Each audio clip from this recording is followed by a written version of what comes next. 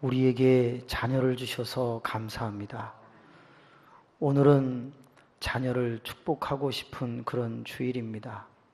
7월은 교육의 달로서 우리에게 주신 자녀에게 성숙함이 있기를 갈망하는 마음으로 캠핑도 보내고 해외에 연수도 보내고 하나님 수련회도 하고 여름 성경학교도 합니다. 정말 우리에게 주신 자녀가 잘 되기를 원해서 축복하는 마음으로 이 시간 예배를 드립니다. 몇 주 전부터 기도하던 중에 한 아버지를 위하여 설교하라고 하는 하나님의 음성을 들었습니다.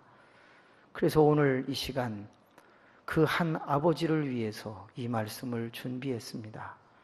우리는 다 아버지요 어머니입니다. 하나님 동일하게 은혜를 받을 수 있지만 당사자는 더 큰 은혜를 받아서 그 한 사람이 나일 거야 생각하고 주의 음성에 귀 기울여 주신 자녀를 마음껏 축복하는 이후의 삶이 되게 하여 주옵소서. 예수님의 이름으로 기도하옵나이다. 아멘. 사람이 성장하면 가정을 꾸리게 되죠. 가정을 꾸리면 가장으로서 세 가지는 꼭 있어야 된다고 여깁니다. 그 중에 하나는 가족을 먹여 살릴 수 있는 소유입니다. 너무 가난하면 가장으로서 정말 본의 안 되는 그런 안타까움이 생기지 않습니까?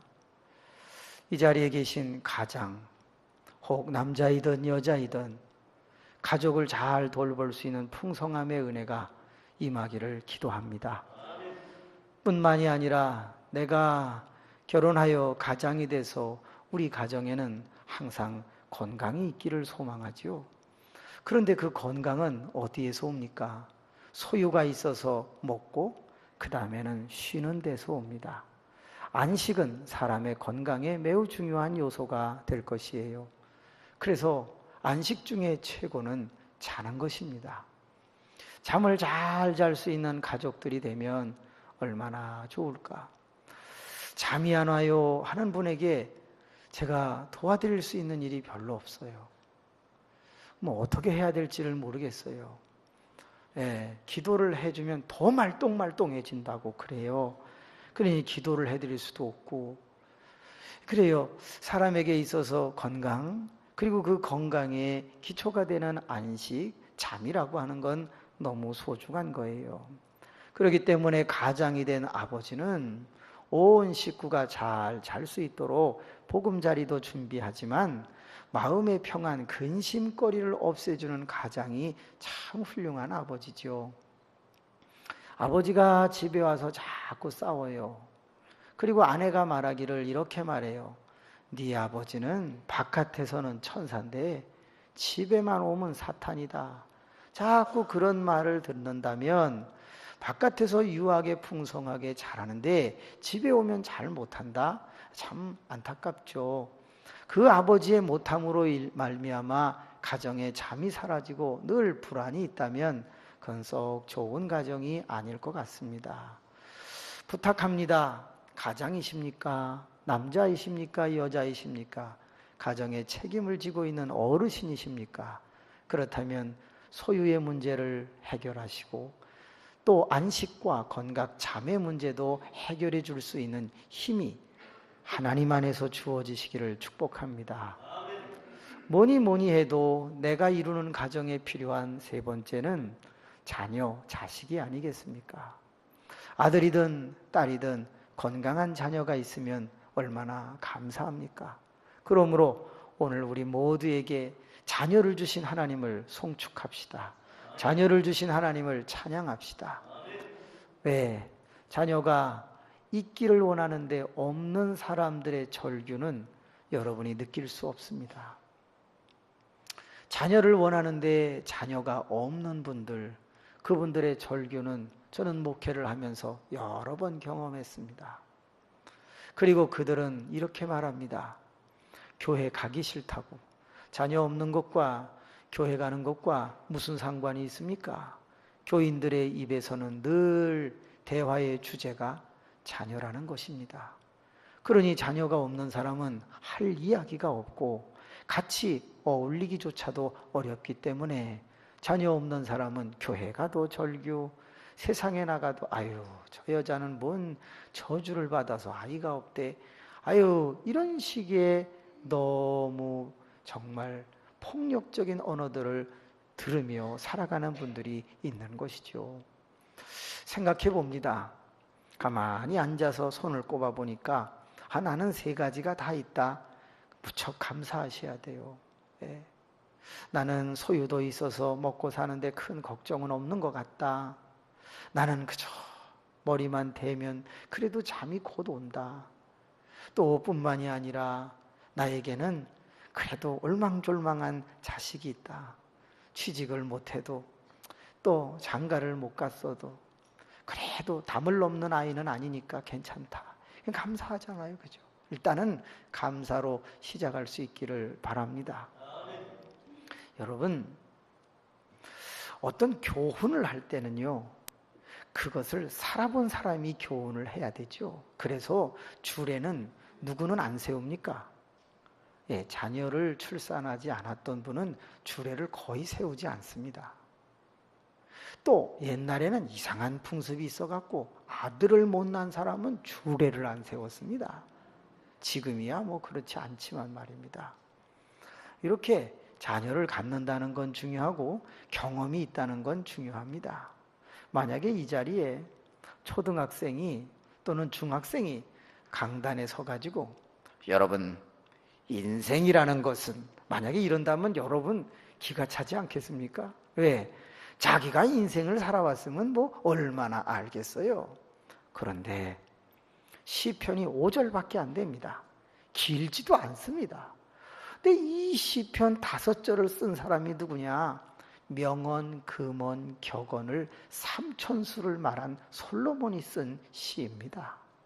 이 솔로몬이라는 사람이 얼마나 똑똑한 사람인지 세상에 컴퓨터 옛날에 이름이 솔로몬 컴퓨터라고 있었어요. 네. 네. 286 세대에 이렇게 지나면 386 세대에 솔로몬이라는 컴퓨터가 다 있었다고요. 이 솔로몬이 인생을 다 살아봤어요. 소유라고 하는 거 엄청나게 가져봤어요. 건강의 문제, 몸에 좋다는 건 다 먹어본 사람이 솔로몬이에요. 뿐만이 아닙니다. 자녀가 얼마나 많은지 궁궐에서 자녀를 만나면 누군지를 몰랐어요. 예. 처첩이 1000명이기 때문에 이렇게 이제 부인도 헷갈려. 니시오 그러면 네 35번째 아내인데요. 그러시군요. 예, 잘 몰라. 그리고 1명씩만 낳아도 1000명이야, 2명씩 낳아도 2000명이야, 3명씩만 낳아도 막 부흥이 절로 돼. 3000명이야. 성을 지나갑니다. 그런데 올망졸망한 청소년 하나가 지나갑니다. 너는 누구이냐? 어떻게 이 성에서 이렇게 생활을 하느냐? 아버지, 난데요? 너는 몇 번째 부인에게서 태어난 놈인고? 이 세상이 이래. 솔로몬이 자식도 많이 둬봤어요. 소유도, 건강에 관계되는 것도, 자녀도 다 가져봤어요. 명예도 가져봤어요. 권세도 가져봤어요. 아니 힘도 가져봤어요. 자, 그 나라에서 나지 않는 것들도 다 얻어봤어요. 세상의 밀림지대에서만 나오는 상아, 큰 코끼리 그 뿔 같은 걸로 자기 의자를 만들었어요. 자기 나라에서 별로 나오지 않은 은금 폐물을 가지고 성전을 장식하고 자기가 사는 궁도 몇 년 동안 만들면서 금으로 도배를 했어요.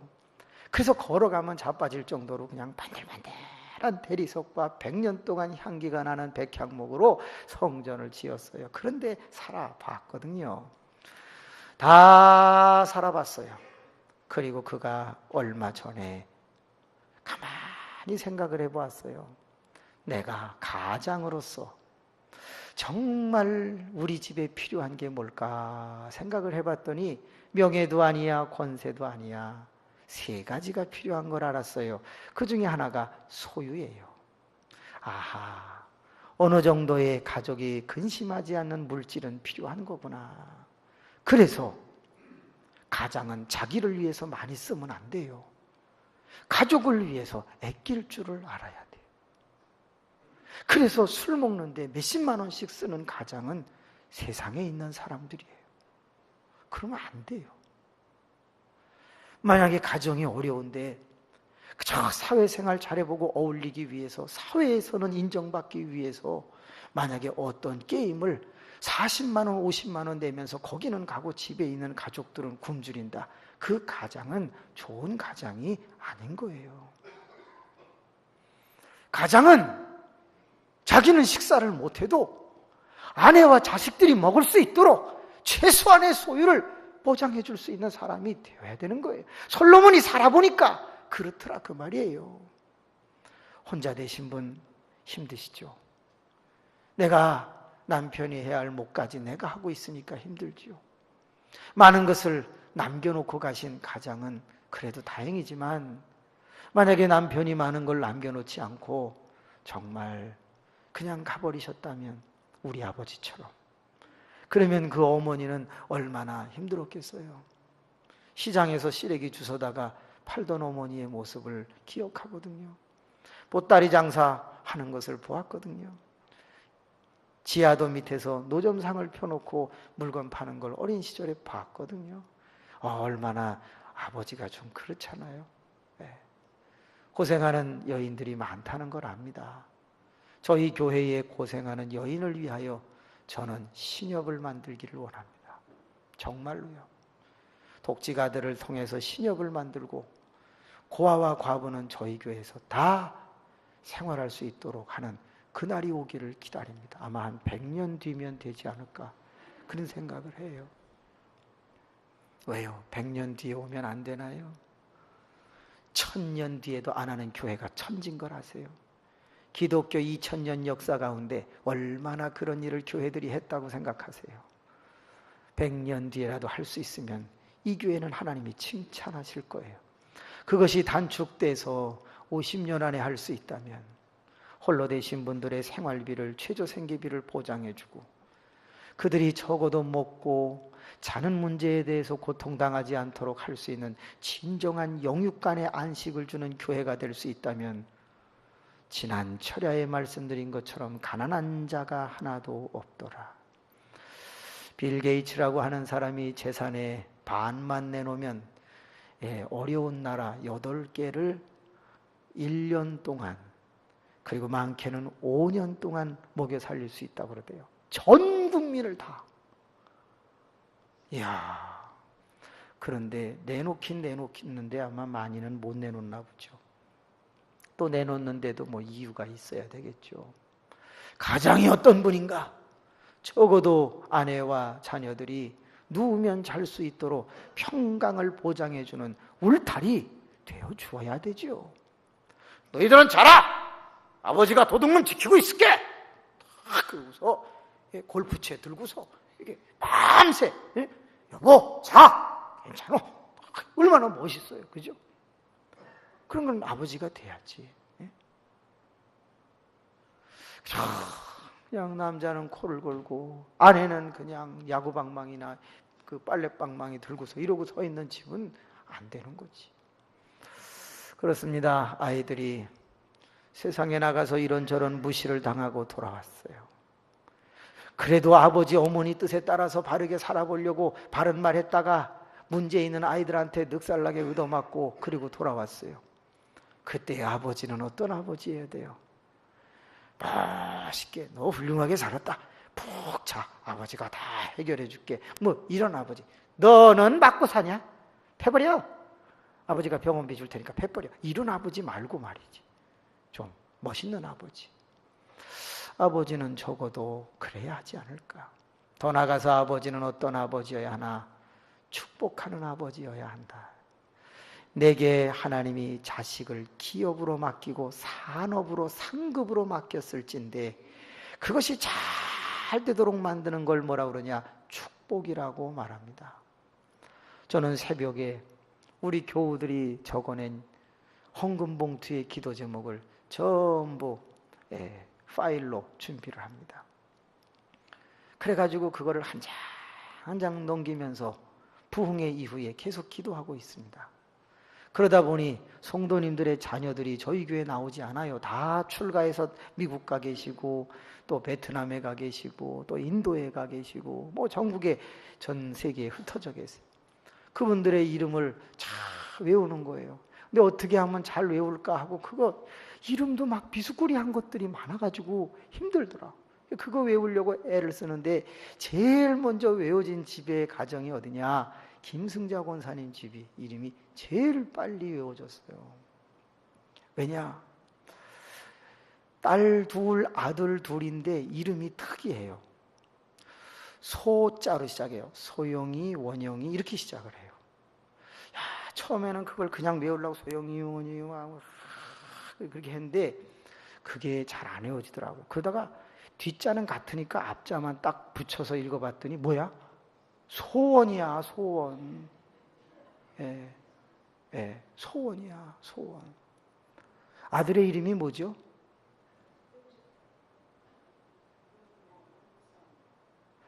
윤모, 윤성이죠. 뒷글, 앞자는 다 윤자야. 뒷자는 뭐예요? 모성이야. 엄마의 마음 한 가지 소원이 자식에게 있다. 이렇게 외우니까 허벌나게 잘 외워져. 다른 사람의 이름은 잘 안 외워져. 진혁이, 우혁이 잘 외워져. 최영순 권사님의 자녀들인데 왜 잘 외워지냐? 우리 아들이 혁이야. 재혁이, 주혁이야. 그러니까 한자는 안 외워도 되니까 이게 쉬운 거예요. 여러분 자식 이름을 지어도 제가 외우기 쉽게 지으세요. 그래야 기도를 할 거 아니야. 지금 좀 안 외워지는 이름들이 있어요. 그런 이름은 좀 바꾸세요. 엄마자 권사님의 맏아들 이재훈, 그것도 괜찮게 외워지더라고. 차자가 12월에 결혼하는데 그 며느리 이름이 김미라. 그거는 미라를 생각하니까 금방 외워지더라고. 아, 미라. 미라. 그러니까 금방 외워지더라고. 방법은 없어. 어떻게든지 성도의 가정 일일이 다 기도를 해드려야 되는데 이름을 외워야 되잖아. 뭘 의미하는 거예요? 축복하자 그 말이에요. 저도 축복하고 기도하고 있으니까 우리 모든 아버지들이요, 가장들이요, 어머니들이요, 끊임없이 자녀를 축복하자 그거예요. 솔로몬이라는 사람이 인생을 살아봤어요. 그랬더니 가정에는 3가지가 필요하다. 그래서 열심히 짤막한 시를 써놓고 뭐라 그랬냐면 너희들은 성전에 올라갈 때 이 노래를 불러라 그랬어요. 그런데 그 노래의 핵심은 어디에 있느냐? 3가지를 가지고 있다 할지라도 여호와 하나님 안에서 가지고 있으면 그 가정은 굿. 여호와 바깥에서 3가지를 가지고 있으면 그것은 보장될 수 없다. 그 말을 1절, 2절에 해놓았어요. 간단한 이야기를 하나 해볼게요. 지금 올림픽이 다가오고 있다고 생각합니다. 그런데 올림픽에 출전하기 어려운 나라가 하나 있습니다. 어느 나라입니까? 러시아입니다. 러시아가 왜 출전을 못합니까? 그래도 스포츠계에서는 상당한 메달을 따는 나라가 러시아인데 소비에트 연방, 소련이었던 나라, 푸틴이 다스리는 러시아가 왜 지금은 올림픽에 못 나갑니까? 그래요. 약물, 도핑 테스트를 했대나 뭘 했대나 그랬는데 거기에 아마 좀 문제가 됐는데 그게 국가 기반적으로 선수들에게 아마 했나 봐요. 자, 보세요. 약물 복용을 해가지고 금메달을 땄어. 그런데 뭐죠? 헛되게 된 거예요. 법을 떠난 그 어떤 금은보화도 그건 다 헛된 거예요. 저는 큰 것을 깨달았어요. 여호와 하나님을 떠난 그 어떤 소유도, 여호와 하나님을 떠난 하나님의 법을 떠난 하나님의 보호하심을 떠난 그 어떤 안식도, 여호와 하나님을 떠난 그 어떤 자식들의 흥왕함도 미안합니다. 법을 떠난 것과 같습니다. 하나님의 말씀을 떠난 것과 같습니다. 그것을 누가 보호해주고 보장해주고 지켜주겠습니까? 한 나라가 우리에게 너무 많은 교훈을 주고 있습니다. 그래요. 법을 떠난 경기의 우승은 아무런 의미가 없습니다. 여러분 모든 소유, 시편 24편을 보면 소유주는 누구라고 되어 있습니까? 하나님이라고 되어 있습니다. 하늘과 땅에 바다에 있는 모든 것들은 다 하나님의 것이요 그 가운데 사는 생명들도 다 하나님의 것이요 너희도 하나님의 것이니라. 인간도 하나님의 것이라고 그랬어요. 그런데 그 하나님을 떠난 소유, 그건 빚낸 것과 같아요. 그건 대출받은 것과 같아요. 그건 차입한 것과 같아요. 그건 의미가 없어요. 그래서 솔로몬이 모든 것을 다 가져보았지만 그는 이런 생각을 하는 거예요. 여호와 하나님이 지켜주시지 않으면 이 모든 것이 다 헛되구나라는 것을 70 먹어서 깨달았어요. 솔로몬이라는 사람이 20대의 왕에 오릅니다. 그리고 40년 넘도록 멋지게 왕노릇합니다. 그리고 그가 거의 세상을 떠나갈 즈음에 한 가지를 고백합니다. 소유가 중요하더라고. 안식, 잠, 건강이 중요하더라고. 자식들이 참 중요하더라고. 그런데 여호와 하나님을 떠난 것은 의미가 없더라고. 그렇게 말해요. 자식들이 공부하는 게 중요하거든요. 그런데 솔로몬은 죽기 전에 전도서 마지막 장에 이렇게 말합니다. 공부도 헛되고 여호와를 경외하는 것이 가장 아름답다. 여자를 너무 많이 경험해 본 1000명의 사람 솔로몬, 그는 여자에 대해서도 이렇게 말합니다. 잠언 31장 마지막 장에 뭐라고 말해요? 아름다움도 헛되다, 성실함도 헛되다, 모든 것이 다 헛되다. 내가 볼 때 최고의 여성의 현숙함의 조건은 여호와를 경외하는 것이다. 깜짝이야. 하나님, 저분의 아내가 여호와를 덜 경외하나 봅니다. 그러니까 제일 중요한 것은 뭐냐? 여호와의 울타리 안에서 소유도 잠도 모든 자녀도 키워가는 것이다. 그러면 그 중에 세 번째, 한아버지를 위해 제가 이 말씀을 드립니다. 자녀가 없는 사람은 자녀에게 잘해주고 싶어도 못해준단 말이죠. 그래서 다른 집의 자녀를 보면 그냥 안쓰러워서 대리만족으로 내가 뭐 사줄까? 그러면서 다른 집 자녀에게 잘하는 분들을 보게 됩니다. 섬기던 교회의 한 분은 새벽에 차량 운행을 했어요. 그리고 일주일에 5일 교회 와서 봉사를 했어요. 더 나가서 정말 모든 일을 다 10의 2조를 하고 어떤 때는 10의 5조를 했어요. 이유는 딱 하나예요. 자녀가 없기 때문이었어요. 내가 자녀가 없으니까 자녀에게 쓸 돈을 하나님 앞에 드린다 10의 2조를 하고, 자녀에게 쓸 시간이 내가 남아도니 자녀가 없으므로 하나님을 위해서 살겠다고 그렇게 애쓰던 분의 마지막 고백 뭔지 아시죠? 나는 식물인간이라도 좋은데 자식이 있어 봤으면, 나는 정신박약하라도 좋은데 자식이 있어 봤으면, 문제를 일으켜도 좋은데 나는 그 자식 때문에 경찰서에 달려가 봤으면 하는 이야기를 해요. 그렇다고 제가 그 앞에서 사실 그런 일이 벌어져 보세요, 얼마나 괴로운가, 차라리 없는 게 낫다고 그렇게 말할걸요 라고 저는 말 못합니다. 왜? 그거는 있어 본 사람이 할 수 있는 얘기고, 없었던 사람은, 없는 사람은 있어 보고 싶은 마음, 그걸 어찌 우리가 알 수 있으리요? 그러기에 우리에게 자녀가 있다면 이것은 하나님이 주신 선물 아닙니까?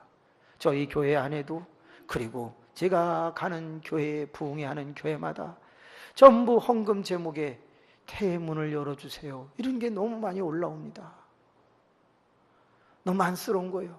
이 시대는 이 불임 환자들도 너무 많은가 봐요. 자녀에 대한 열망이 너무너무 간절하다 그 말이에요. 근데 자녀가 안 생겨.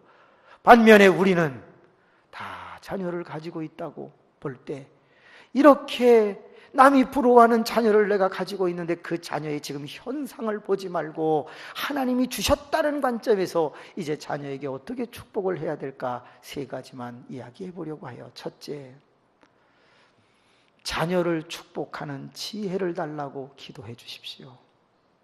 자녀마다 다 달라요. 자녀마다 다 다르기 때문에 하나님, 내가 내게 주신 자녀를 어떻게 축복해야 되는지 제발 지혜를 주십시오. 지혜를 주십시오.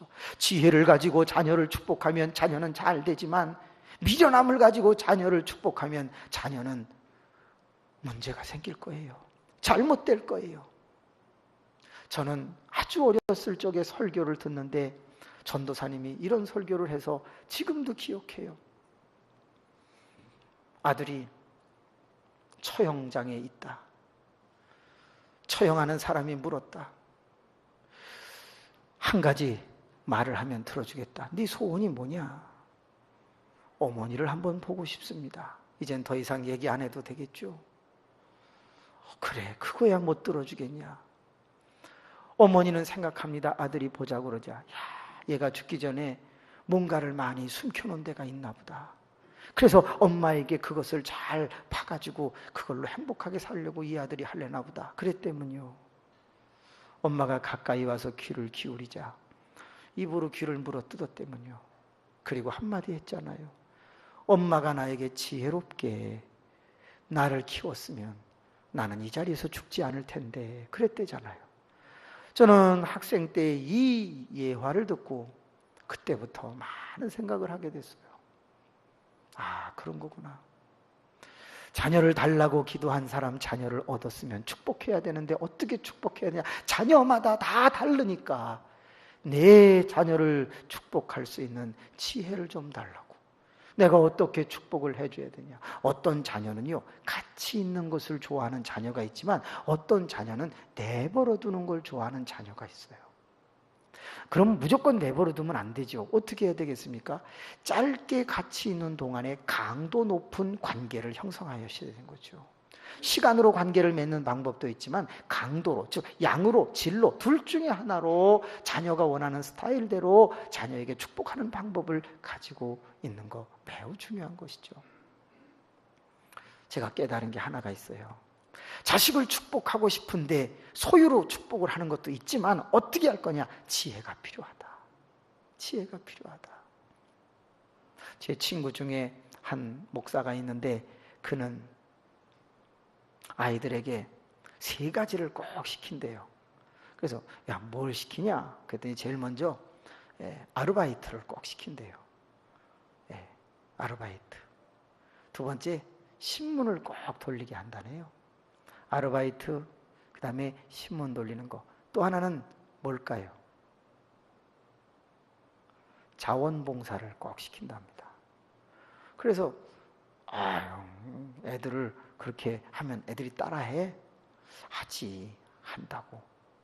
근데 그거 왜 3가지를 하라고 그래? 아, 그 아버지한테 제가 많은 걸 배웠어요. 아, 저도 그렇게 했었을 걸.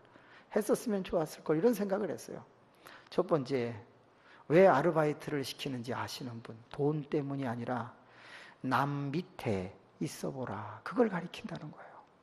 남의 명령을 들어보고 남의 말을 들어보고 남의 요구를 들어보고 돈 6천 얼마를 벌기 위해서가 아니라 다른 사람의 지시 앞에서 순종하는 걸 좀 배우게 하기 위해서 반드시 아르바이트를 시킨다는 거예요. 아, 그것도 의미가 있네요. 그 궁금해서 또 물어봤죠. 신문은 왜 돌립니까? 돈 때문이 아니라 자기가 자기를 컨트롤하는 그거를 가르쳐주기 위해서, 자기 다스리는 의지를 키워주기 위해서 신문을 돌리게 한대요. 정한 시간에 신문을 받아야 됩니다. 거기다 이렇게 피알지를 집어넣어야 됩니다. 탁착탁착착 이렇게 해야 되거든요. 지금은 기계가 넣지만 옛날에 손으로 넣었잖아요. 그래가지고 그걸 정한 시간 안에 갖다 줘야 되는데 제일 무서운 게 뭐냐? 보통 150집을 돌리면요, 꼭 한두 집이 빠져요. 다 돌린 것 같은데 한두 집이 빠진다. 그럼 전화 오면 또 문제가 되죠. 책임 있는 의지력을 길러주게 신문을 돌린대요. 마지막 3번째, 자식에게 다른 것을 돕도록 자원봉사하도록 하는 이유가 뭔가? 인생의 최고의 보람은 남을 돕는 데서 느끼도록 가르치기 위해서라는 거예요. 야, 그런데 그 아버지는 그렇게 안 살았어. 그게 항상 이상하더라고요. 보면 되게 공부하라고 막 그런 사람 아버지가 성적이 후져. 거의 뭐 바닥을 기거나 뭐 그래 잘렸거나 맨날 이렇게 호크 풀르고 다녔거나 뭐 그렇고 모자 눌러 쓰고서 그러던 아버지가 꼭 자식에게 공부하라고 그래. 엄마는 더 그래. 공부 안 하는 엄마들이 애들을 잡어. 할렐루야. 그러면 공부 잘하는 아버지는 안 잡죠. 안 잡으니까 애들이 다 망나니가 되는 경우가 많아. 보세요. 공부 잘하는 부모는 지 자식을 지가 교육 못 시키잖아요. 그래서 잘하는 분도 있지만 대부분 하겠지 그러다가 거의 안 해. 그 라이센스라도 필요하니까 기부금 팍 넣어가지고 후진대학이라도 넣어놔. 그래갖고 거기 나와가지고 이렇게 해는 사람도 있어요. 예. 가만히 생각을 해보면 결국 부모의 뭐에 달려있다? 따라합시다. 지혜. 부모가 어떤 생각을 가지고 하느냐에 따라서 엄청나게 달라요. 그죠? 두 번째, 자녀를 축복하는 방법은 무엇일까? 계속 아이에게 세뇌시켜야 할 단어가 있습니다. 뭔지 아시겠죠? 여호와의 기업, 여호와의 상급. 네 존재, 프레센스, 네 존재, 네 실존이 뭔지를 자꾸 가르쳐줘야 돼. 너 나한테 못해도 괜찮아. 너 무슨 짓을 해도 난 뭐라고 안 할게. 그런데 너는 하나님의 기업이야. 너는 하나님의 상급이야. 그 존재, 정체성을 자꾸 교육해주고 각인시켜주는 것, 그것은 매우 중요한데, 근데 이렇게 돼 있잖아요. 여호와의 기업, 여호와의 상급이라는 말을 안 해? 그럼 어떻게 되는지 아세요? 여호와 빼보세요. 그럼 누구의 기업이고 누구의 상급이에요? 아버지의, 엄마의 상급이 되고 마는 거예요. 아니, 내 자식이 아니라 하나님이 내게 맡겨주신 너는 하나님의 기업이야. 그래, 하나님의 기업은 잘 돼야지. 하나님의 상급은 잘 돼야지. 그렇습니다. 항상 머릿속에다 너는 하나님의 뿌리를 두고 있는 존재라는 걸 각인시켜주는 것이 축복인 것입니다. 마지막으로 정리를 해보고 싶습니다. 화살같이 세워가는 것입니다. 내 자녀를 화살같이 만드는 겁니다. 예. 몽둥이같이 만드는 게 아니라 허구 많은 도구들 중에서 솔로몬이라고 하는 사람이 왜 화살을 인용했을까요? 전쟁터에 나가는 장수, 장사의 화살통에 많이 담긴 것이 자식이다, 그렇게 말을 했습니다. 그래서 그 자식 때문에 나중에 분쟁이 일어났을 때 부끄러움과 수치를 당하지 않게 될 것이다. 그러면 자식이 아버지의 문제를 풀어줄 만큼 어떻다는 거예요? 화살같이 됐다는 거예요. 세워졌다는 거예요. 발전했다는 거예요. 똑똑하다는 거예요. 제대로 만들어졌다는 걸 말하는 겁니다. 이 화살이라고 하는 건 무기잖아요. 당시에 승패를 좌우하는 가장 무서운 무기 중에 하나가 화살이었습니다. 바로 당신의 자식을 무디게 키우지 말고 예리하게 키우라는 거예요. 그것이 축복하는 방법이에요. 말로 축복하는 건 기본입니다. 말로 축복이 아니라 구체적으로 지원하면서 함께하면서 그 자식이 화살 같은 존재로 세워질 수 있도록 자꾸 만들어주는 것입니다. 그래서 자식이 잘 된 분은 항상 즐거워하는 것 같아요. 자식이 안 된 분은 슬퍼하는 것 같아요. 오늘부터 저는 다시 시작하겠습니다. 뭐를? 주여, 제혁이와 주혁이를 축복할 수 있는 지혜를 주시옵소서. 저는 다시 할 것입니다. 뭐를요? 너는 내 아들이 아니라 하나님의 기업이요 하나님의 상급이다. 저는 오늘도 또 시작할 것입니다. 어떻게 예리하게 정말 무기를 만들 것인가? 하나님이 쓰시고자 할 때 도구가 되게 할 것인가? 나이가 아무리 많아도 늦지 않았습니다. 오히려 하나님은 30년 동안 물고기 잡던 베드로도 위대한 예루살렘의 지도자를 불과 4년 만에 만들었습니다. 여러분, 3년에서 4년 사이에 어부를 위대한 사람으로 만들었습니다. 그것은 3가지의 의식이 들어가고 있었기 때문입니다. 너는 예수 그리스도의 제자야. 너는 하나님이 부른 사람이야 라고 베드로, 안드레, 야고보, 요한, 토마 가르치기 시작을 한 거 아닙니까? 아무쪼록 우리의 자녀가 1년이 지나고 2년이 지났을 때 가장 예리한 화살처럼 무기요 도구요 교회를 세우고 나라를 일으키는 거목이 되기를 주님의 이름으로 축복합시다. 은혜로우신 아버지 하나님 감사합니다. 수련회가 많은 이때의 무더위 속에 아이들이 수련되기를 원하고 훈련되어지기를 원하고 날카로운 화살처럼 칼처럼 하나님이여 변해가고 무장될 수 있도록 인도하여 주시옵소서. 그것이 아버지의 말에 달려 있습니다. 아버지의 눈빛에 달려 있습니다. 아버지의 행동에 달려 있습니다. 그리고 어머니의 도우심에 달려 있습니다. 나의 자녀를 집에 돌아가서 다시 한번 바라보고 내가 지혜를 구하고 그를 안아주며 미안하다, 내가 그동안 너무 못해줬구나, 내가 다시 시작하마, 너는 내 자식이 아니라 하나님의 기업이요 하나님의 상급이었단다. 너는 위대한 존재야. 내가 감히 어떻게 너를 야단칠 수 있겠니? 너는 잘 될 것이다. 이제 전쟁을 승리하게 만드는 도구가 될 것이다. 하나님, 우리들의 자녀를 다시 축복하는 한 주간이 되게 하여 주옵소서. 예수님의 이름으로 기도하옵나이다. 아멘.